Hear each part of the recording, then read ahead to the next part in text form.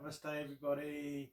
We've got a really great pose here for your hips and for also elongating your whole spine, because the curse of Western living is sitting on our butts and it's compressing our spine, and then that basically leads to complications in our vertebrae, stiffening of our joints, our hips and stuff like that.